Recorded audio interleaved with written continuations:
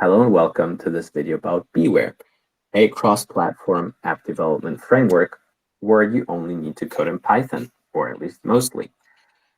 Now, I haven't used Beeware a lot, but I've set up an example project and played around with it a little bit, and it seems very interesting. So if you know Python and you're interested in GUI development, this video is for you.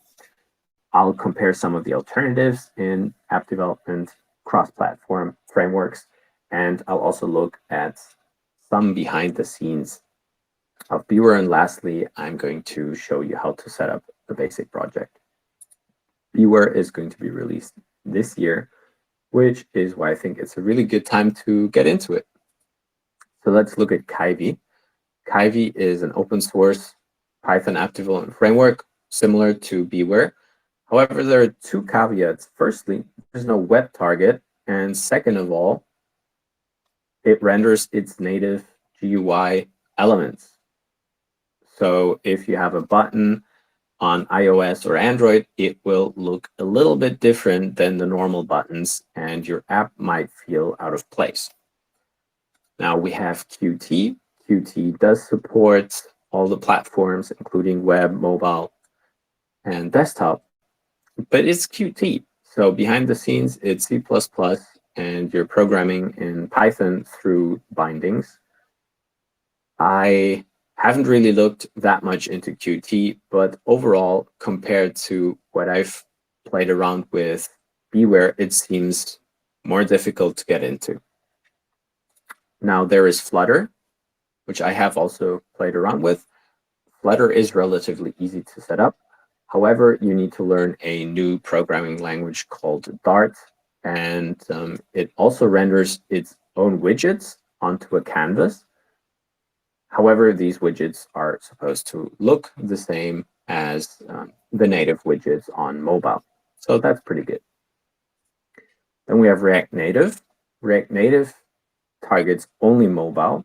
And if you want to port your app to desktop, or to the web, you need to yank out the React Native code and substitute it with, for example, plain React, which is a different library.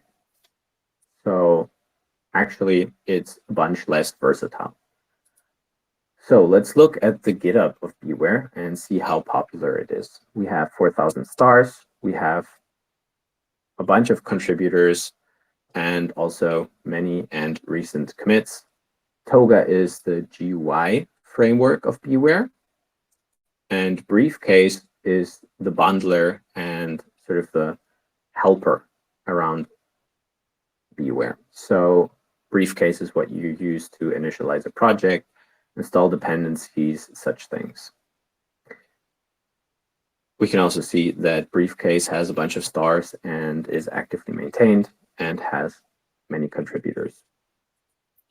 We already saw the name Russell Keith McGee in the post on the Beeware website.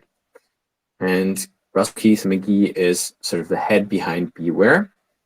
And he has quite a reputation in the Python ecosystem, being team lead at Anaconda and also president of the Django Foundation for a bunch of years.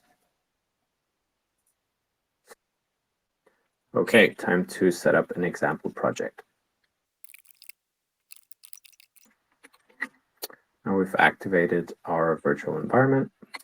We install briefcase. And the only thing left to do is to create a new project. Just go with the defaults here. Go into the project so you can see the files, and we're ready to serve our project. And we have a GTK app since I'm on Linux here, but this would also work most likely on Windows and macOS. Okay, done with mobile.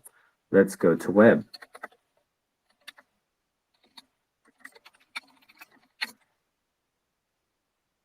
Again, downloading some dependencies, and here we are with our empty website, since this is the helloworld project. Stopping the server. And lastly, we will set up an Android project.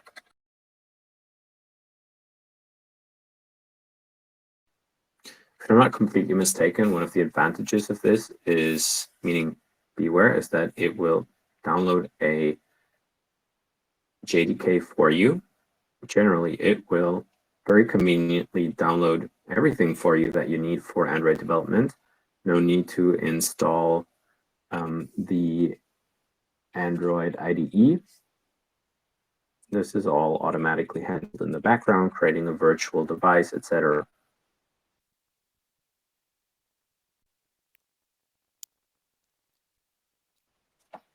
And we should be ready to go.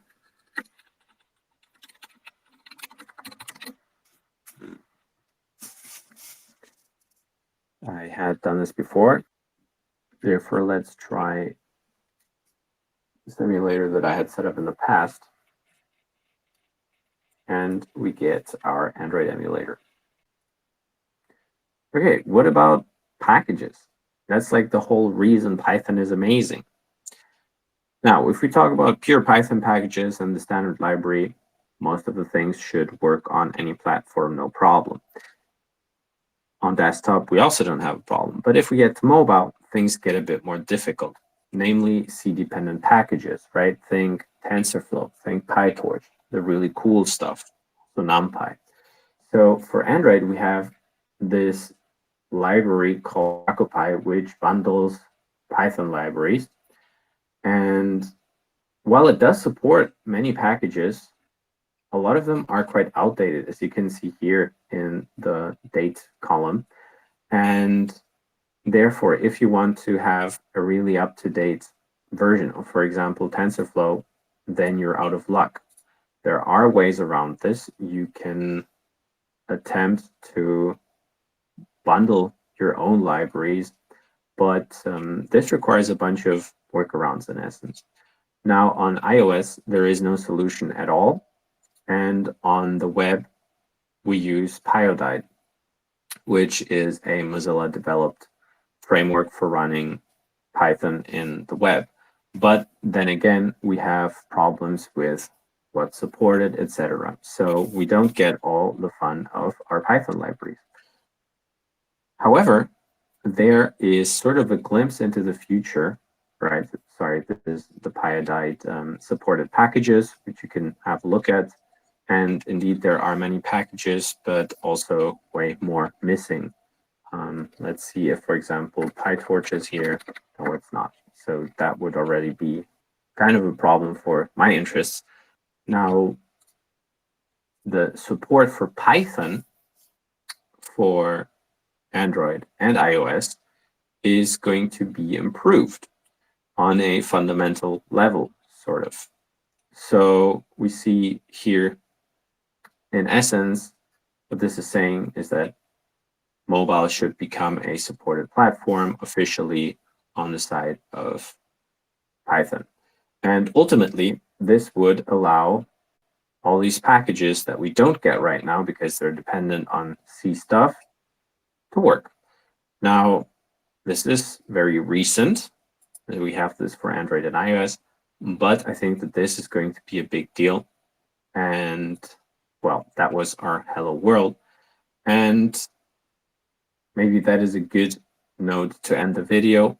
I think that beeware has a lot of potential, but as we can see, there is also a bunch of stuff that still needs to be worked out. It's not fully released yet. We have a lot of packages not working. There are workarounds, but well, that all requires effort. I think ultimately beeware is going to be quite successful and really shine with simplicity, which is also what, of course, makes Python so powerful. And I hope that you've enjoyed this video. Have a good day.